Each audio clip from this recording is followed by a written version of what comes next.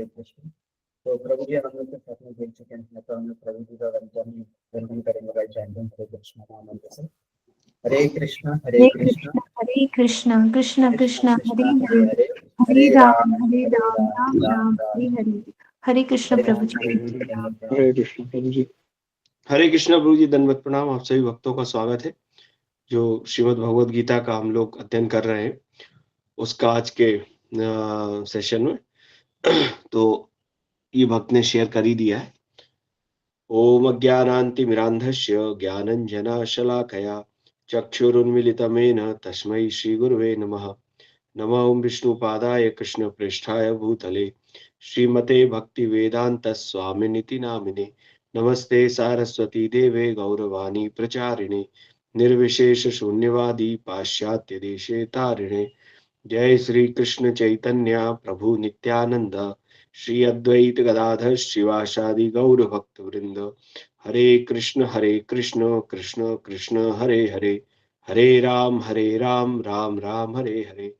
वाञ्छा कल्पतरुभ्यश्च कृपा सिन्धुभ्येव च पतितानां पावनेभ्यो वैष्णवेभ्यो नमो नमः। हरे कृष्ण। तो आज का हमारा जो श्लोक है और जो टॉपिक है ये गुरु से संबंधित। तो टॉपिक का नाम need of a spiritual master, गुरु की क्या आवश्यकता है, सदगुरुदेव की क्या आवश्यकता है आध्यात्मिक मार्ग में प्रगति के लिए। तो इसमें भगवान श्री कृष्ण जो है ये चौथे अध्याय का 34वां श्लोक है। तो हम ऐसा करेंगे कि पहले चौथे अध्याय का पहला श्लोक, प्रभु जी इसी को स्क्रॉल अप कर लें। चौथे अध्याय का पहला श्लोक पीछे चले जाए थोड़ा, 33 और पीछे फर्स्ट श्लोक खुल रहा है।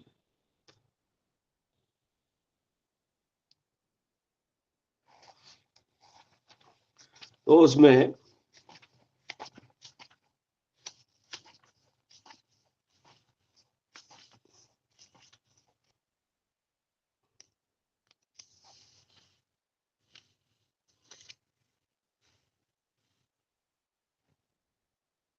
हाँ, तो चौथे अध्याय का नाम है दिव्य ज्ञान।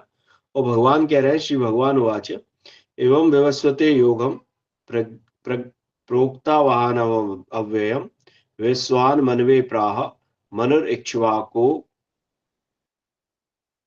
मनुरिक्ष्वाके अब्रवीत। एवं व्यवस्वते योगम प्रोक्तावान हम अव्ययम, ये जो योग है ये वो विवस्वते सूर्य को मैंने कहा है, ये अव्यय योग है, उसको सूर्य विवस्वान को मैंने कहा है। और विवस्वान से ये विवस्वान मनवे प्राह, और विवस्वान ने अपने पुत्र मनु को कहा, मनु ने मनोरिक्ष्वाकु अब्रवीत, और मनु ने किसको कहा, इक्ष्वाकु जो उनके पुत्र हुए। इस प्रकार ये आगे बढ़ा है। श्री भगवान कृष्ण ने कहा, मैंने इस अमर अव्यय योग को, अमर योग विद्या का उपदेश सूर्यदेव विवस्वान को दिया। विवस्वान ने मनुष्यों के पिता मनु को ये उपदेश दिया, और मनु ने, है ना, मनु ने इसका उपदेश किसको, इक्ष्वाकु को दिया, है ना। तो मेरे से ये शुरू हुआ है और मैंने इसको सूर्य को दिया। सूर्य ने मनुष्यों के पिता मनु से मनुष्य हुए तो उनको दिया। मनु ने फिर मनु ने इक्ष्वाकु को दिया। इस प्रकार से आगे बढ़ा। फिर दूसरा श्लोक इसी का,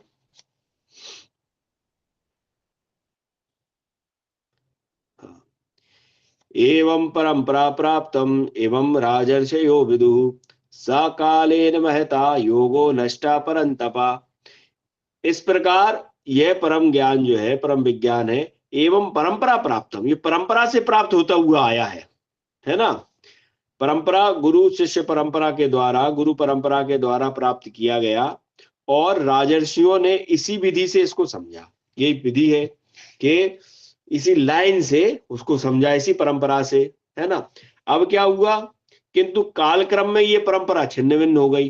प्रॉपर जो आदान प्रदान हो रहा है वो छिन्न हो गई, अतः यह विज्ञान यथा रूप में लुप्त हो गया, है ना।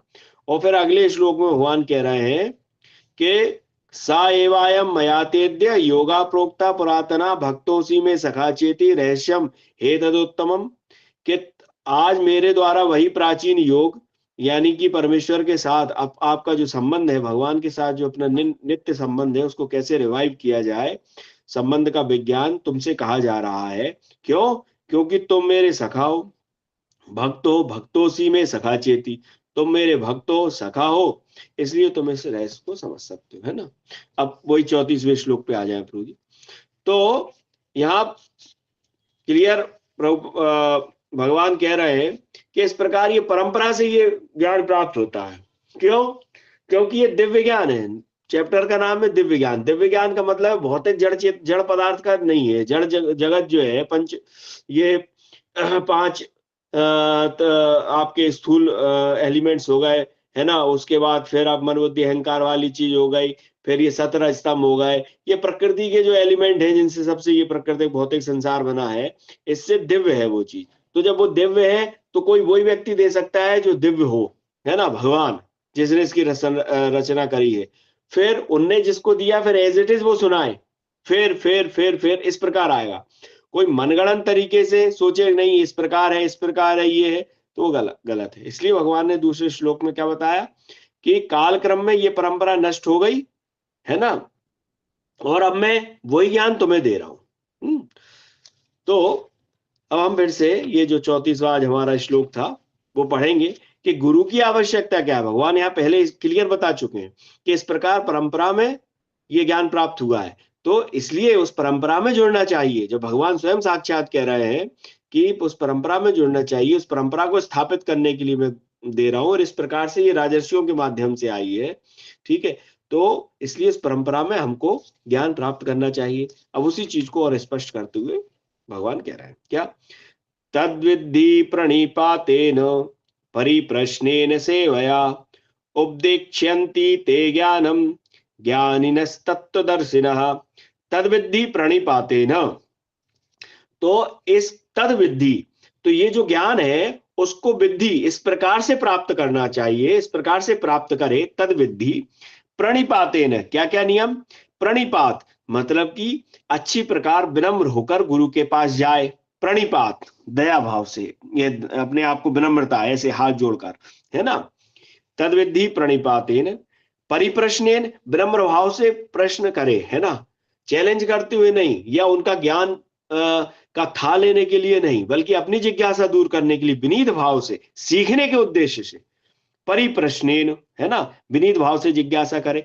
सेवया, और सेवा करे उनकी, है ना, क्योंकि आपको एक बहुत मूल्यवान चीज लेने आए हो जो कि इस जेल से, इस कारागार से निकाल सकती। सोचो अगर किसी को कारागार कोठरी में, काल कोठरी में कैद कर रखा है, जहां उसको कष्ट है, और सुख के नाम पे उसको थोड़ा सा भोजन दिया जाता है, थोड़ा सा खुजली हो रही तो खुजा दिया जाता है, थोड़े से कंबल दे दिए जाते हैं, तो उसको लग रहा है यही सब है।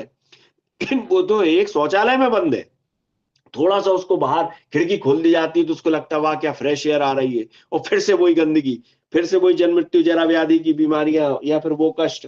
तो इसमें बंद है। अगर कोई कहे इससे आपको बाहर निकाला जा सकता है, तो हम उसका क्या, कितना महान उपकार कर रहा है वो हमारा, कितना वो हम पे कृपा कर रहा है। जो कि अपने जब ये पढ़ते हैं गुरु मंगलाचरण, तो क्या आता है, ओम अज्ञानान्तिमिरान्धस्य ज्ञानंजना शलाकया चक्षुरुन्मीलितमेन तस्मै श्री गुरुवे नमः, है ना, शुरू में भी लिखा हुआ है इसमें।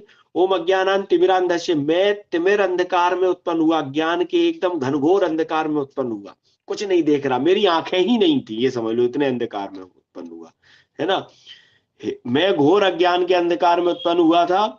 ज्ञानंजना शलाकया, और ज्ञान के अंजन की शलाका से, टॉर्च से मेरे को आंख खोल दी गई, है ना, और मेरी आंख खोल दी गई, और मेरे गुरु ने अपने ज्ञान रूपी प्रकाश से मेरी आंखें खोल दी।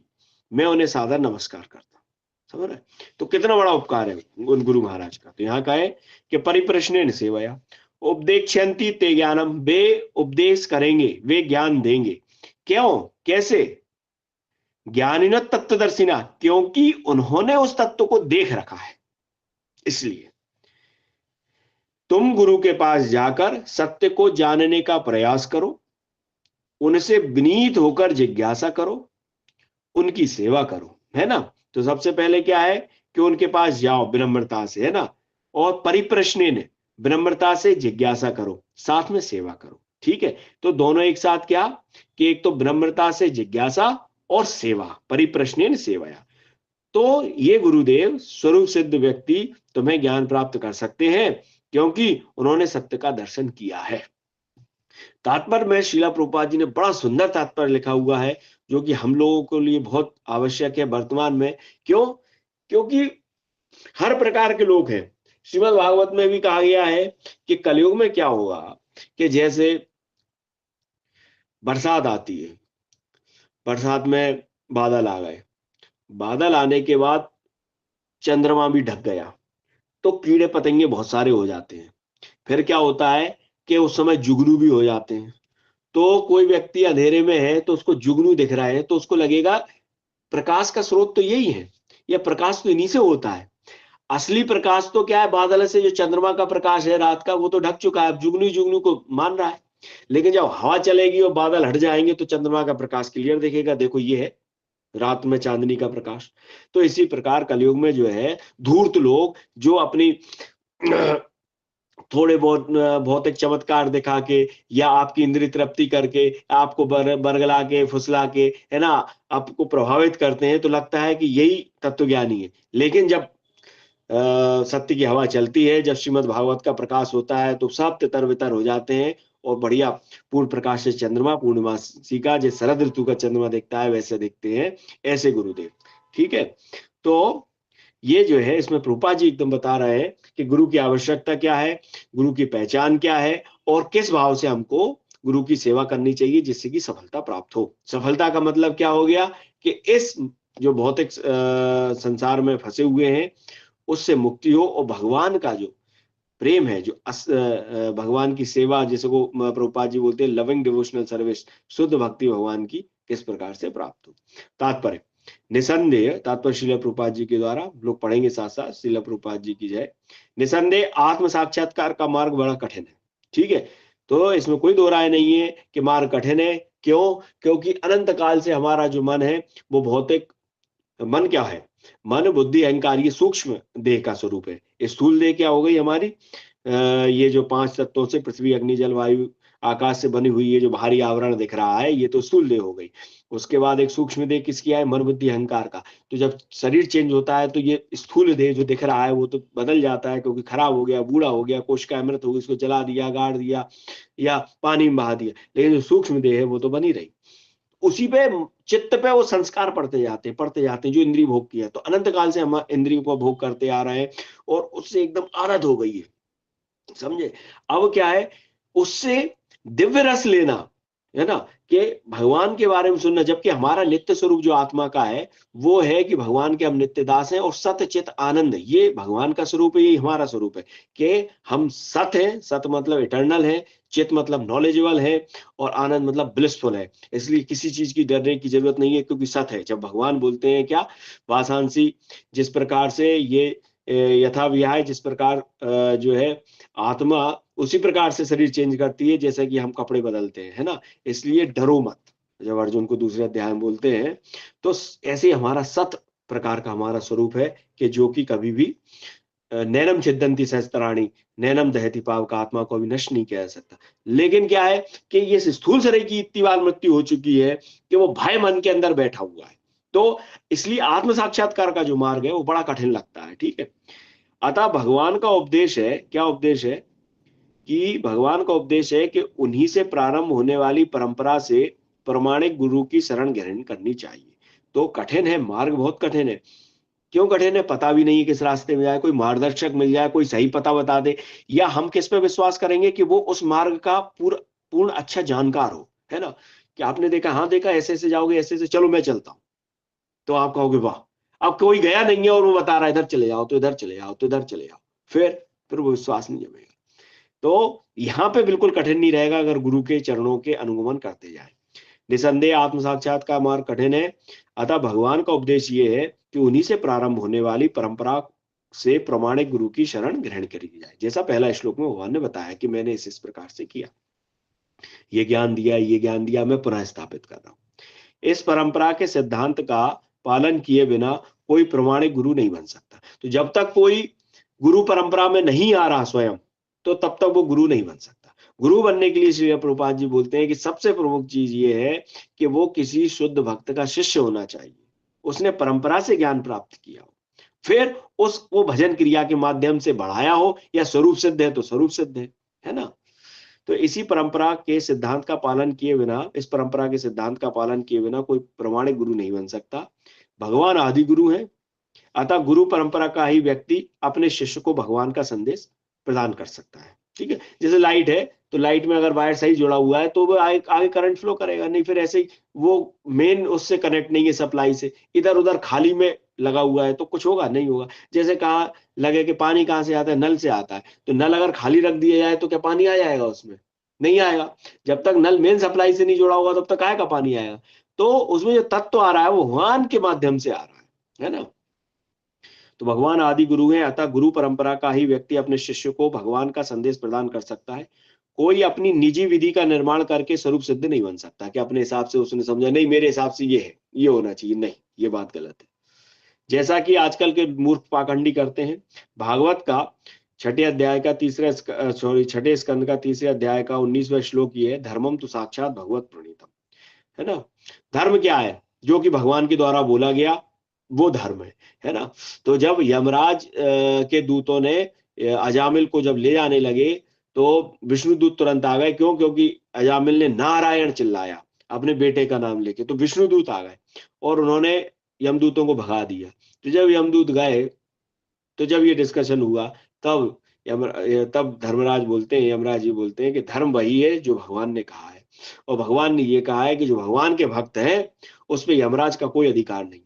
ठीक है, भगवान उसको अपने हिसाब से दंड देंगे। तो धर्म पथ का निर्माण स्वयं भगवान ने किया है। ठीक है, अतएव मनोधर्म का मतलब मनगढ़ंत, अपने हिसाब से मुझे ये लगता है ऐसा, या शुष्क तर्क, नहीं ये होना चाहिए, ये इसके अनुसार ये होना चाहिए, नहीं ये कैसे हो सकता है, भगवान ने ये गलत किया, भगवान को ऐसा नहीं करना चाहिए था, ऐसा करना चाहिए था। ये जो है तर्क, शुष्क तर्क जो है ये, और मनोधर्म, ये तर्क से सही पद प्राप्त नहीं किया जा सकता। ना ही ज्ञान ग्रंथों के स्वतंत्र अध्ययन से ही कोई आध्यात्मिक जीवन में उन्नति कर सकता है, और ना ही ये है कि अपने मर्जी से विभिन्न विभिन्न ग्रंथ पढ़ते रहो और उसके अनुसार आप प्रयास कि भाई भगवान प्राप्त हो जाएंगे। नहीं, देखिए गीता पढ़ना चाहिए, गीता पढ़ें तो भगवान जो कह रहे हैं उसके अनुसार पालन करें। इसलिए हमें गीता जी क्यों पढ़नी चाहिए? क्योंकि गीता जी पढ़ने पे गुरु, साधु और शास्त्र, इन तीनों का, जो हमारे वैष्णव ग्रंथ बताते हैं कि इन तीनों का हमें ट्राइंगल के अनुसार उपयोग करना चाहिए। क्या? कि गुरु, साधु और शास्त्र। गुरु क्या है? जो कि शास्त्र के अनुसार आचरण करे। गुरु क्या है? जब हम शास्त्र पढ़ रहे हैं तो जो उनकी गुरु की क्वालिफिकेशंस आ रही है, क्या कि तत्वदर्शी होना चाहिए, है ना, या फिर आगे और आएंगी, है ना। तो इस प्रकार से हमने उनको देखा, अच्छा हाँ ये है, तब उनकी हम शरण ग्रहण करें और फिर उनके मार्गदर्शन में शास्त्रों का अध्ययन करें कि हमारा अभी ये लेवल है तो हम ये ग्रंथ पढ़ सकते हैं। फिर हमें कुछ जिज्ञासा हुई तो परिप्रश्नेन सेवया, हमने उनसे जिज्ञासा करी, फिर उन्होंने कहा ठीक है ये इसका ये है, इसका ये, इस प्रकार से। और साथ में जो वरिष्ठ वैष्णव है उनसे, साधु जो है उनसे हम चर्चा करें, उनका मार्गदर्शन लें। इस प्रकार से हमको चलना चाहिए। स्वतंत्र रूप से अगर हम ग्रंथ पढ़ेंगे तो क्या होगा? हमारा ज्ञान का स्तर तो हो सकता है, ज्ञान का स्तर का मतलब है हमें कुछ तर्क मिल जाए, कुछ नया नया नॉलेज मिल जाए, वो हो जाएगा, लेकिन भक्ति नहीं बढ़ पाती। भक्ति हमेशा कब बढ़ती है? जब हमारे हृदय में विनम्रता आती है, जब हमारे हृदय में आशीर्वाद गुरु का प्राप्त होता है ना, तब भक्ति बढ़ती है। इसलिए कोई भी शास्त्र का हम अध्ययन करते हैं तो वरिष्ठ वैष्णवों के, गुरुजनों के मार्गदर्शन में ही हमें करना चाहिए, उनसे आज्ञा लेकर खूब पढ़ना चाहिए। ठीक है, तो इसलिए प्रभुपाद जी की क्या आज्ञा है? ये प्रभुपाद जी की हम सबके लिए जनरल आज्ञा है कि रोज कम से कम जो है गीता जी के 2 श्लोक, 1 श्लोक, 1 घंटा, वैसे कहते हैं 1 घंटा पाठ करना चाहिए, नहीं हो रहा है तात्पर्य के साथ तो 1 श्लोक कम से कम तात्पर्य के साथ गीता जी या श्रीमद् भागवत का अध्ययन हमको करना चाहिए। तो ज्ञान प्राप्ति के लिए उसे प्रमाणिक गुरु की शरण में ही जाना होगा। ऐसे गुरु को पूर्ण समर्पण करके ही स्वीकार करना चाहिए। अहंकार रहित होकर दास की भांति गुरु की सेवा करनी चाहिए। तो गुरु स्वीकार करना, उसके लिए शास्त्र हमें आज्ञा देता है कि जिस प्रकार किसी लड़के की शादी लड़की से होने वाली होती है तो लड़की के घर वाले पूरी तरीके से देखते हैं लड़का सही है, सत चरित्र का है और कोई व्यसन तो नहीं करता, ठीक है। तो शादी होने के पहले पूरी पूछताछ करना चाहिए, कोई दिक्कत नहीं। इसी प्रकार जब हम गुरु का वर्णन कर रहे हैं तो उनके बारे में हमें पूरी जांच पड़ताल उनके पास रह के, उनसे परिप्रश्न प्रश्न करके, उनकी सेवा करके, उनका आचरण देख के, है ना, क्या क्या आचरण, क्या एक तो भगवान का भक्त होना चाहिए, किसी गुरु की जो प्रमाणिक 4 वैष्णव संप्रदाय है उनमें से होना चाहिए, इंद्रियों का स्वामी होना चाहिए। इंद्रियों का स्वामी मतलब जीव का गुलाम नहीं, कि अत्याधिक खाने वाला कि नहीं, या फिर ज्यादा बोलने वाला, या फिर जो है भोग इत्यादि में लिप्त रहने वाला, या ऐसा आचरण जो नहीं होना चाहिए। ये पूरा हम चेक करें, काफी समय तक चेक करें, और भगवान के प्रति उसकी कितनी रुचि है, उसकी अपने गुरु में कितनी श्रद्धा है ना। जब हम ये पूरा चेक कर लेते हैं, 1 महीने 2 महीने 6 महीने 1 साल 2 साल, है ना, और अपना भी भजन बढ़ाते जाते हैं, ठीक है, उनकी जो निर्देश है उनका हम पालन करते जाते हैं, तो हम देखते हैं हमारे अंदर ही परिवर्तन आ रहा है। और जो शास्त्रों का अध्ययन करते हैं तो जो शास्त्रों से हमें ये पड़ता है कि गुरु की क्या क्वालिफिकेशन होना चाहिए। तो जब हम उनको देखते हैं, अच्छा कि हाँ ये एकदम शास्त्रों के अनुसार जो लिखा है वो आचरण जी रहे हैं, जैसा होना चाहिए एक संत का आचरण वैसा आचरण है, तो जब हम उनकी शरण ग्रहण कर लेते हैं, फिर जब हमने दीक्षा ले ली, फिर हमें जिस प्रकार पतिव्रता नारी रहती है, फिर पूर्ण रूप से गुरु की आज्ञा का पालन करना चाहिए। ऐसे गुरु को पूर्ण समर्पण करके ही स्वीकार करना चाहिए, अहंकार रहित होकर दास की भांति गुरु की सेवा करना चाहिए। गुरु स्वीकार कर लिया, दास की भांति मतलब हम उनके दास हैं, दांत में तिनका दबाकर उनकी सेवा करना चाहिए, कि कुछ भी मुंह से उच्चारण ना हो, मतलब कि इसका मतलब है अत्याधिक विनम्रता एक्चुअली, है ना। देखें कितनी अच्छी बात लिखी है प्रभुपाद जी ने यहाँ, ये एक लाइन में प्रभुपाद जी ने बहुत पूरा सार समझाया हमें। स्वरूप सिद्ध गुरु की प्रसन्नता ही आध्यात्मिक जीवन की प्रगति का रहस्य है। फिर से पढ़ेंगे, स्वरूप सिद्ध गुरु की प्रसन्नता ही आध्यात्मिक जीवन की प्रगति का रहस्य है।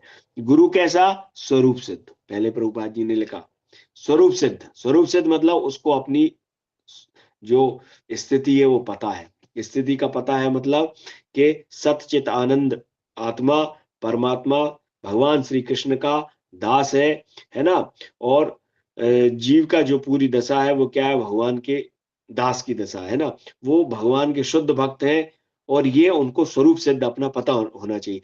हित्वा अन्यथा रूपम स्वरूपेण अवस्थिति, कि जो मुक्ति है, मुक्ति का मतलब हो गया कि जो अन्य रूप है उनको त्याग कर मैं भगवान का दासों का दास हूं, ये स्थिति एकदम क्लियर हो।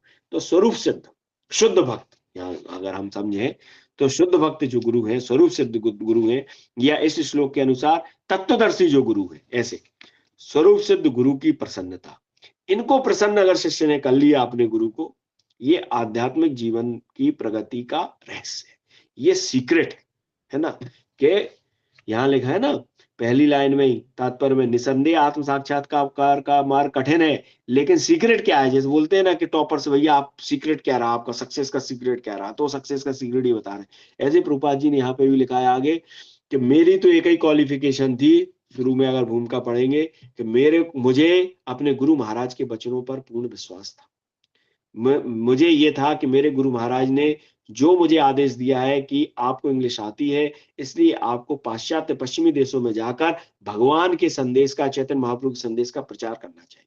मुझे इस पे विश्वास था, और मुझे ये नहीं था कि कितना प्रचार करना है क्या है, लेकिन मेरे गुरु ने मुझे आज्ञा दी थी, यही मेरा लाइफ एंड सोल था, यही मेरा प्राणधन था, गुरु का आदेश ही मेरे लिए प्राणधन था, बस वही आदेश। तो प्रभुपाद जी 70 वर्ष की उम्र में गए, और कितना बड़ा चमत्कार कर दिया प्रभुपाद जी ने ना। तो यहाँ वो स्वरूप सिद्ध व्यक्ति, तत्वदर्शी व्यक्ति, वो अपनी सफलता का सीक्रेट बता रहे हैं। क्या सीक्रेट है वो? कि स्वरूप सिद्ध गुरु की प्रसन्नता ही आध्यात्मिक जीवन की प्रगति का रहस्य। अब सोचिए, जब प्रभुपाद जी गए, प्रभुपाद जी कब गए? 65 के करीब में, है ना, 64-65, 1964-65 में।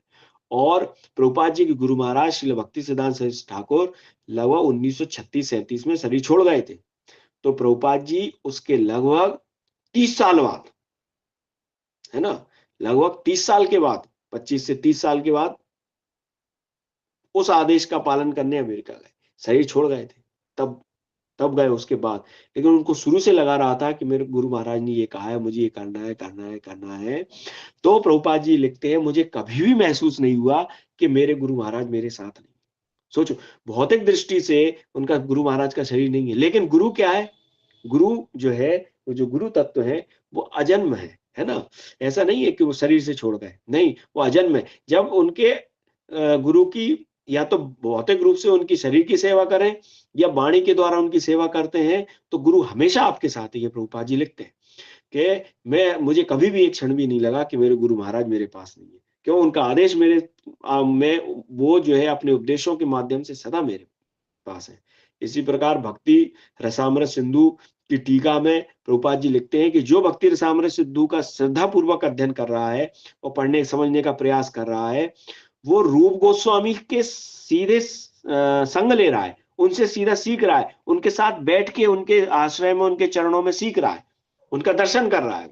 तो इसी प्रकार अपनी जो परंपरा है वो क्या परंपरा है? ये वाणी और बप्पू दोनों की परंपरा है, लेकिन वाणी की ज्यादा है। वाणी की सेवा, जो आज्ञा कह दी गई उसको अपने को पूर्ण करना है। तो श्रील प्रभुपाद जी कह रहे हैं कि स्वरूप सिद्ध गुरु की प्रसन्नता ही आध्यात्मिक जीवन की प्रगति का जो है रहस्य। और क्या चाहिए उसके लिए? जिज्ञासा होना चाहिए। ऐसे नहीं कि गुरु के पास अंधविश्वास करके फिर कुछ पूछ ही नहीं रहे, कुछ नहीं। आपकी जो जिज्ञासा है उसको रखो। जिज्ञासा और विनीत भाव, ये दोनों का मेल होना चाहिए। जो जिज्ञासा है उसको विनम्रता पूर्वक सेवा के माध्यम से पूछे, है ना। जिज्ञासा और विनीत भाव के मेल से आध्यात्मिक ज्ञान प्राप्त होता है। बिना विनीत भाव तथा सेवा के विद्वान गुरु से की गई जिज्ञासाएं प्रभावी नहीं होंगी, है ना। चैलेंजिंग भाव से पूछेंगे, सेवा का एटीट्यूड नहीं रहेगा, इनसे कुछ लेने की प्रवृत्ति रहेगी। लेने का मतलब कैसे धन धान्य मिल जाए, कैसे मेरे को कारोबार अच्छा हो जाए, या कैसे जो भी है कैसे मान सम्मान मिल जाए, इस प्रकार से रहेंगे तो फिर वो प्रभाव नहीं होगा। शिष्य को गुरु की परीक्षा में उत्तीर्ण होना चाहिए, और जब गुरु शिष्य की में वास्तविक इच्छा देखता है कि इसको वास्तव में आगे बढ़ने की इच्छा है आध्यात्मिक मार्ग में, तो गुरु को बड़ी प्रसन्नता होती कि ये आध्यात्मिक मार्ग में बढ़ना चाहता है।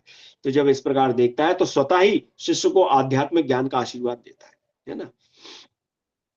इस श्लोक में अंधानुगमन तथा निरर्थक जिज्ञासा दोनों की भर्त्सना की गई है। प्रभुपाद जी ने कहा है कि आंख बंद करके अंधानुगमन कर रहे हैं, वो नहीं होना चाहिए हमें। इसलिए प्रभुपाद जी का ये है कि जो इस्कॉन मूवमेंट है, ये बुक्स आर द बेसिस। ये जो शास्त्र हैं, जो भगवान के शास्त्र हैं, जो उन्होंने कहा है भगवान का वाणी अवतार है, इसको हमेशा बुक्स आर द बेसिस, ये बेसिक है हमारी, इसको हमें हमेशा पढ़ते रहना चाहिए ताकि हम अपने आचरण को सुधार सकें और जो तत्व है उसको हम समझ सकें। तो अंधानुगमन नहीं करना है ना।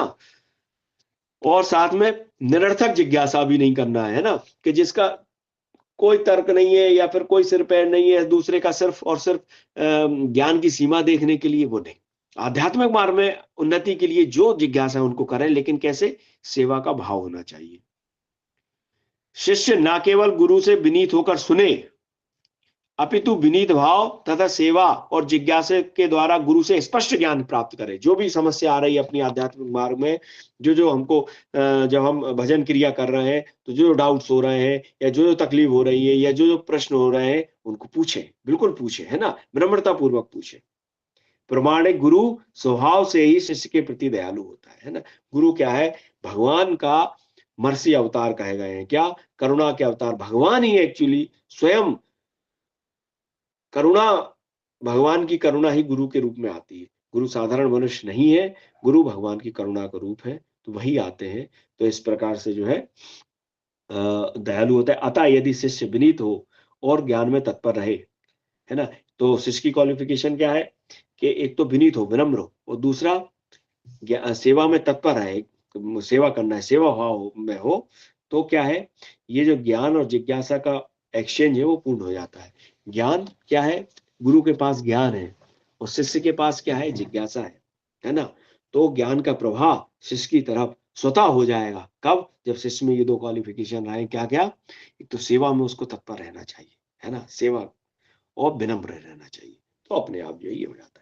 तो 9:01 हो गया है। इस पूरे श्लोक में एक तो सबसे पहला जो श्लोक हमने पढ़ा उसमें ये भगवान स्थापित कर रहे हैं कि परंपरा के माध्यम से ही ज्ञान प्राप्त किया जाता है, और ये परंपरा अभी नष्ट हो गई है। इसलिए हे अर्जुन, मैं पुनः तुम्हें परंपरा में स्थापित कर रहा हूं। इसलिए कोई भी ज्ञान प्राप्त करने का तरीका है वो परंपरा के माध्यम से प्राप्त करने का तरीका है, दिव्य ज्ञान प्राप्त करने का तरीका ये भगवान ने बताया। इस श्लोक में भगवान ने शिष्य की क्वालिफिकेशन भी बताई कि परिप्रश्नेन और सेवा के माध्यम से विनम्र भाव से करे, है ना।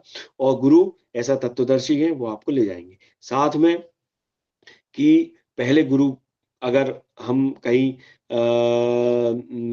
गुरु को स्वीकार करना चाहते हैं तो हम देख लें कि प्रमाणिक संप्रदाय में है, 4 वैष्णव संप्रदाय में है, उनका आचरण खुद वैसा है जैसा वो आदेश देते हैं। साथ में उनका आचरण क्या शास्त्रानुकूल है, जो शास्त्रों में गुरु के आचरण दिए गए हैं, क्या उनका आचरण वैसा है, जो हम देख लें, समझ लें और उनके उपदेशों को जब हम फॉलो करें तो हमें परिवर्तन आ रहा है, हमारे भगवान के प्रति श्रद्धा बढ़ रही है। तो जब ये होने लगे तो फिर हम उन गुरु को स्वीकार करें। फिर हमारी स्पीड बहुत तेजी से बढ़ती है, भक्ति में फिर बहुत तेजी से प्रगति होती है। ठीक है, तो इस प्रकार से गुरु को अगर प्रसन्न कर लिया, एक्चुअली यही है आध्यात्मिक मार्ग में उन्नति का तरीका ही यही है।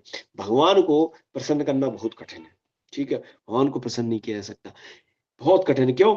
ये जो शरीर है ना, इससे हम क्या करेंगे, इससे मल मूत्र की बदबू आती है, थक जाता है और अपवित्र शरीर है, हमेशा अपवित्र है, मन भी हमारा अपवित्र है, हम भगवान को कैसे प्रसन्न करें।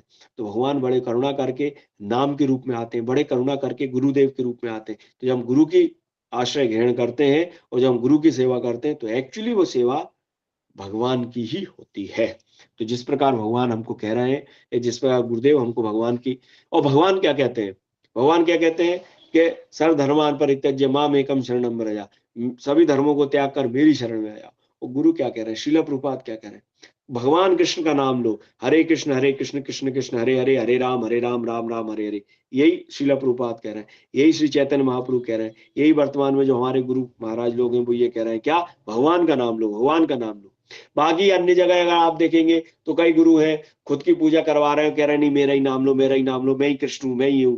ये नहीं, जो भगवान कह रहे हैं वो परंपरा से हमारे गुरु महाराज कह रहे हैं, या वैष्णव संप्रदाय के जो है वो कह रहे हैं। तो 9:03 हो गए। हरे कृष्णा, धन्यवाद, प्रणाम। और किसी कोई प्रश्न है तो पूछ सकता है। हरे कृष्ण, बहुत बहुत धन्यवाद प्रभु जी, बहुत सुंदर लेक्चर देने के लिए। तो आप में से किन्हीं भक्तों का अगर कोई प्रश्न है तो आप प्रभु जी से पूछ सकते हैं या फिर चैट बॉक्स में ही टाइप कर सकते हैं। हरे कृष्ण।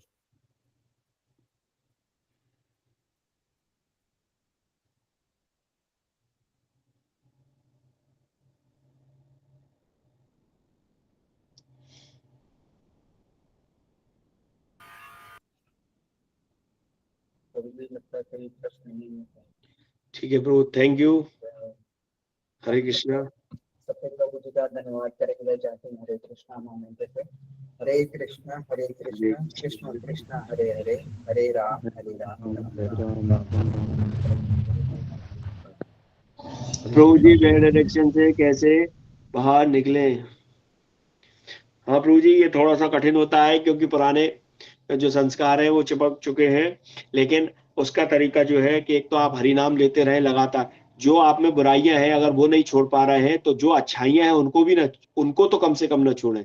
अच्छाई का मतलब भगवान का नाम, भगवान का नाम जितना ज्यादा से ज्यादा आप माला कर सकते हैं, 4 माला 6 माला, वो माला सुबह सुबह करिए, है ना। और अगर कहीं आसपास इस्कॉन का केंद्र है तो वहां पे कीर्तन होता है तो उस कीर्तन में जाइए, उस कीर्तन में नाचिए, तो आपके शरीर की जो एनर्जी है वो ट्रांसफॉर्म होगी, है ना, वो एनर्जी कीर्तन में आपकी चली जाएगी। तो फिर आप जो है बैड एडिक्शन से बच सकते हैं। साथ में क्या है कि सबसे पहला चीज हरि नाम लेते रहें, उसको किसी भी दिन ना छोड़ें, उसको नहीं छोड़ना है अपने को, उसको बढ़ाएं, उसको सुने, हरे कृष्ण कृष्ण कृष्ण हरे हरे, हरे राम राम राम हरे हरे, इस प्रकार से। ठीक है। दूसरा क्या है कि एकांत में कम से कम रहे, है ना, एकांत में कम से कम रहे, गीता जी का अध्ययन करें, तेज तेज करें, एकांत में कम से कम रहे, इस प्रकार से करें। बाकी जो लोग हैं इसके अगर जो लोग बैड एडिक्शन में है उनके साथ कम से कम रहे, समय लगेगा लेकिन छूट जाएगा। ठीक है, समय लगता है लेकिन छूट जाता है। हरे कृष्ण महामंत्र का तेज तेज जाप करें, 5-6 माला करें। ठीक है, उसको किसी भी कीमत पर ना छोड़ें। मंदिर कीर्तन इत्यादि जहां होते वहां जाएं, वहां कीर्तन में नाचें, है ना। इस्कॉन का कहीं सेंटर है तो वहां सुबह आरती होती है, शाम को आरती होती है, वहां कीर्तन करें, गीता जी का उच्चारण तेज तेज करते हुए भगवान की वाणी बोले, है ना, 10-15 मिनट 10-15 मिनट, इस प्रकार से। ठीक है, एकांत में कम से कम रहे। हरे कृष्ण। थैंक यू प्रभु जी। प्रभु जी और कोई प्रश्न तो नहीं है, सेशन को यहीं पे हम करते हैं। तो आपका ही वक्त पे बहुत बहुत धन्यवाद कि आप रोजाना इस तरह से आते हैं। सेशन अटेंड करते हैं। तो आपसे अनुरोध रहेगा कि आपके साथ साथ आपके फ्रेंड्स एंड फैमिली को भी साथ में लाया ताकि वो भी कृष्ण भावना वगैरह से जुड़ सकें। तो आपके भक्तों का बहुत बहुत धन्यवाद। तो हम लोग थैंक यू। हरे कृष्ण। जगत गुरु से प्रभुपाद की जय। जय जय। संवेद गौर भक्त वृंद की जय। निताय गौर प्रेमानंदे हरि हरि। हरे कृष्ण। वंदन।